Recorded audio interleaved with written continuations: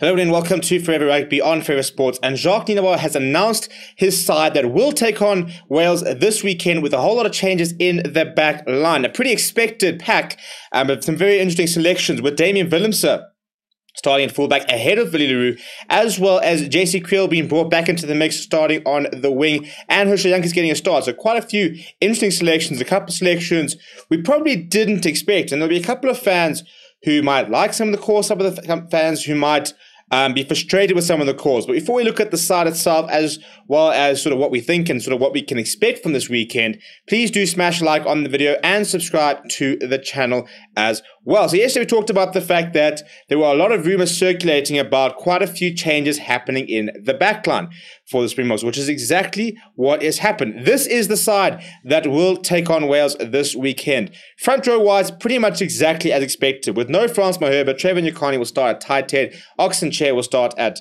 loose head, and Bongi Manambi will, as usual, start in the hooker berth. Eben Etzebeth, Loic Diago will be the lock pairing, and Franco Moster will come off the bench. And then we will have Steer Khaleesi, Kwagga Smith, and Dwayne Vermeulen. The same loose trio that sort of took part the All Blacks. I mean, White Chain makes a winning formula, really. I'm very happy with that. I thought that they're starting to look like a really nice loose trio. But then Herschel Jantjies gets an opportunity to start, which is quite interesting. Has had very little game time for the Springboks so far this year. And a lot of people are sort of doubting his form. A lot of people will be quite frustrated that Kobus Reinach hasn't got an opportunity because a lot of people have been calling for him. But it has been quite interesting that Herschel Jantjies has pretty much been on the bench for every single Springbok game, and then as soon as Faf de Klerk gets injured, Kobus Reinach comes straight into the starting lineup. So it's always been quite a strange dynamic there, but it is nice to see Herschel Jantjies getting a start. Andre Pollard keeps his place in the side. We did sort of expect it. I mean, Jacques Nienaber said last weekend that he is our fly half, and he'll always be our fly half. And I think it's a game that suits him. I think that Elton Jantjies will get a start this week and this tour, and I think we might see it next weekend against Scotland. But at the moment, he was kept on the bench. We have gone with the 5-3 split, which I think makes a lot more sense, to be honest. The wings, Makazole Mapimpi keeps the number 11 jersey, but JC Kriel has come into the side. No Spoon Corsi because of the visa issues relating to him. Obviously, no Cheslin Colby because he is injured, but no Apelele Fassi in the 23, which will frustrate a lot of people. Having said that, I think it's been interesting that we've seen very little of JC Kriel.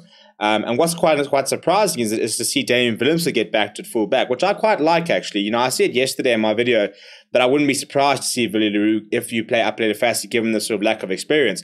But obviously, JC Kriel being a much better defender than Apelele Fassi if you were to sort of start him at 14. Otherwise, if you were to start Fassi at 11, you'd have to shift Makazole Mapimpi to 14.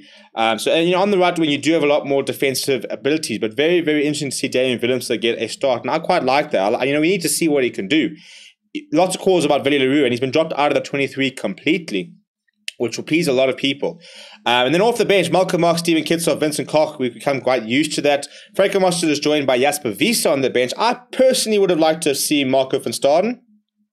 I think that, Kwagga Smith allows you to play, pretty much whoever you want on the bench because he can cover the entire sort of back row. Franco Moster can also play on the flank as well. So, Jasper Wiese pretty much only plays 8th man. So, the expectation is either Dwayne doesn't play a full game, or else, we could see Dwayne shifting to the flank, or we could see us shifting to the flank, but more sort of an out-and-out number 8. Kobus Reinach, Elton Jantjies, that's a lot of speed that gets injected into the sort of the side in that second half. Very interesting to sort of see how those two will combine. And then France down in the back of a tremendous performance against the All Blacks is kept on the bench. That boot of his will be very, very important in Europe.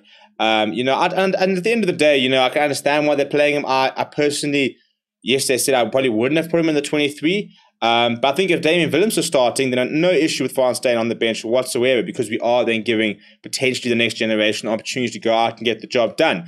I also think that the thinking has changed these days. If you have doubts over a player, it's kind of more often that they start. Because if somebody starts and they're playing badly, you can pull them. So if you're worried about Damian Willemse at fullback, you much rather have him start. And if he's playing a terrible game, like Willie le Roux was struggling, for example, against the All Blacks, you can hook him throughout the game. Whereas if you put a player on after, maybe 15 minutes for half an hour and he's having a terrible time, you can't really replace him.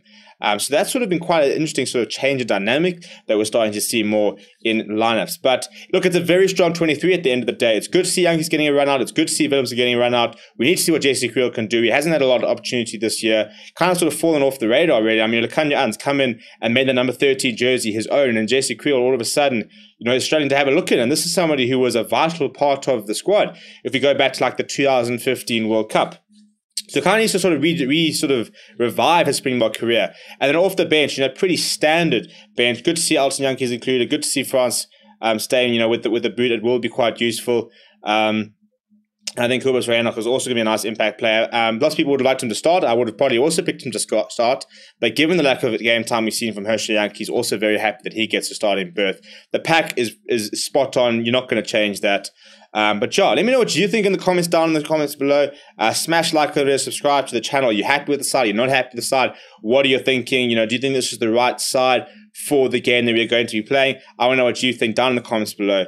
Thank you very much for watching. My name is Steven, and I'll chat to you soon.